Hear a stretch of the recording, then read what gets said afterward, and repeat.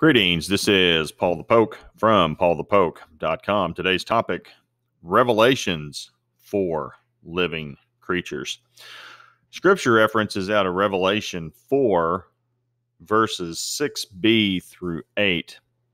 And around the throne on each side of the throne are four living creatures, full of eyes in front and behind.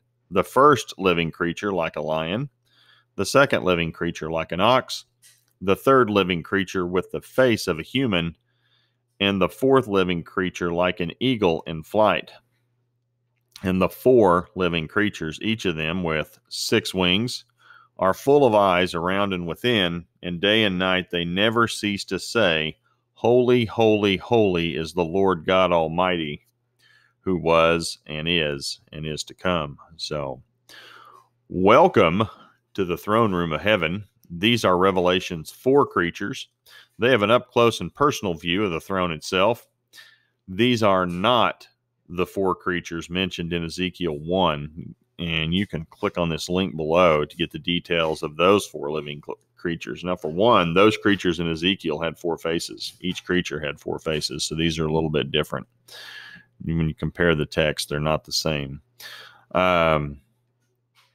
In this particular instance in Revelation, an individual being is located on each of the 4 sides of the throne. And John makes this observation twice, that each entity is loaded with eyes all over their body. So Revelation 4, verse 6, part B, full of eyes in front and behind. Revelation 4, verse 8, part A and C. And the 4 living creatures are full of eyes all around and within. So lots of eyes on these creatures. Each creature has 6 wings, Revelation 4, verse 8, and the 4 living creatures, each of them with 6 wings. So each being is distinct in its appearance.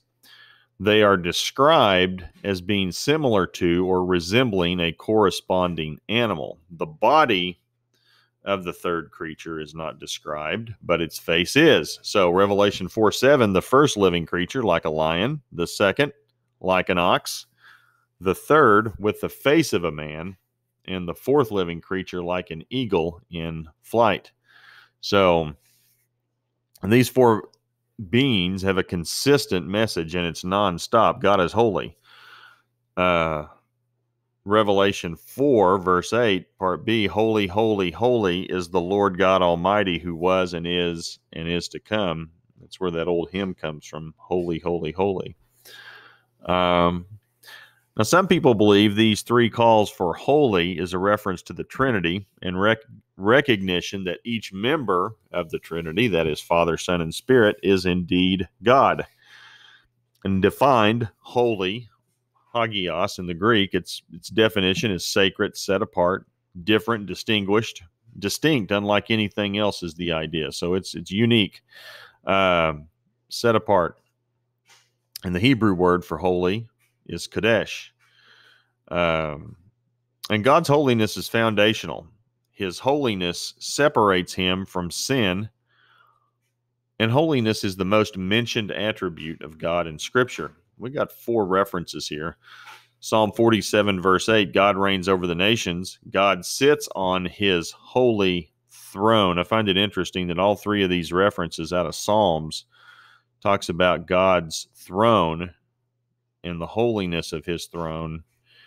And then in Revelation, we have God sitting on his throne with 4 beings recognizing his holiness. So Psalm 89, verse 14, righteousness and justice are the foundation of your throne. Steadfast love and faithfulness go before you. So again, righteousness, justice, holiness, separation from sin is the idea.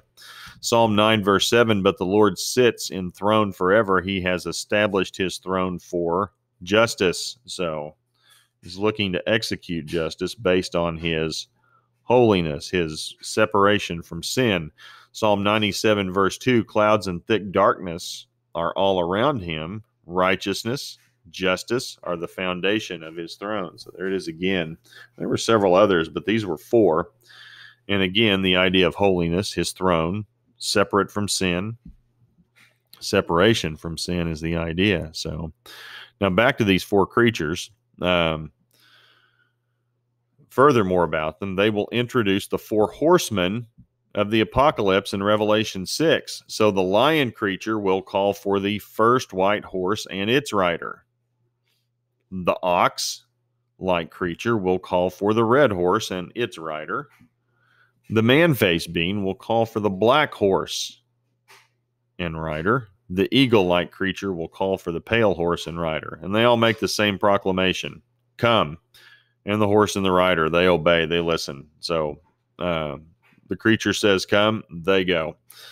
And lastly, these four creatures proclaim the eternal nature of God. We get that in a couple of places in Revelation 4. Verse 8, part B, who was and is to come. And then lastly, Revelation 4, verse 9, and whenever the living creatures give glory and honor and thanks to him who is seated on the throne, who lives forever and ever. So just looking at the throne room of heaven from the perspective of these four creatures. Appreciate you guys following along. If you would like to become a member, you can click in this area right here, type in your email address, and you'll receive a notification every time we put out something. And this will be listed in the far right category, or list of categories. This is going to be under angels. Now, it doesn't specifically say these are angels, but kind of the point of this little study I've been going through, angels, and then we're going to get into Satan. We're going to get into demons, and then also probably going to get into wheels and some other stuff in the Old Testament. So, eventually looking to put this together in a collection for a book for those of you who'd be interested in just one-stop shopping, one place. So anyhow, appreciate you guys following along. Hope everybody has a great day. Take care. Bye.